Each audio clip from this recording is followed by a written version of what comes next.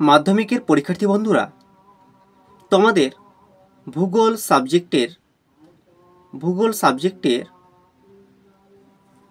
3 এবং 5 মানের কিছু প্রশ্ন বাছাই করা হয়েছে এবছরের সাজেশন হিসেবে।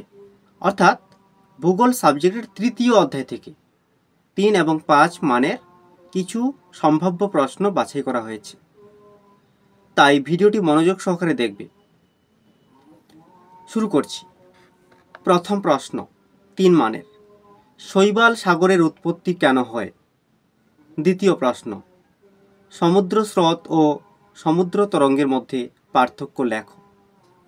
তৃতীয় প্রশ্ন, হিমপ্রাচীর ও হিমরেখার মধ্যে পার্থক্য লেখো। চতুর্থ প্রশ্ন, জোয়ার ভাটার বৈশিষ্ট্যগুলি কি কি? পঞ্চম প্রশ্ন, মুখ্য জোয়ার ও গৌণ জোয়ারের মধ্যে পার্থক্য লেখো। বন্ধুরা, এবারে 5 মানের প্রশ্নগুলি বলে দিচ্ছি। 5 মানের এই অধ্যায় থেকে মাত্র 3টি প্রশ্ন বাছাই করা হয়েছে। প্রথম প্রশ্ন, সমুদ্র স্রোত সৃষ্টির কারণগুলি লেখো। দ্বিতীয় প্রশ্ন, চিত্রসহ মুখ্য জোয়ার ও গৌণ জোয়ার কিভাবে ঘটে তা ব্যাখ্যা করো। তৃতীয় প্রশ্ন, মানব জীবনের ওপর জোয়ার ভাটার প্রভাবগুলি আলোচনা করো। বন্ধুরা, ভিডিওটি যদি ভালো লাগে তাহলে একটি লাইক দিবে এবং বন্ধুদের শেয়ার করবে বন্ধুদের সাহায্যের জন্য।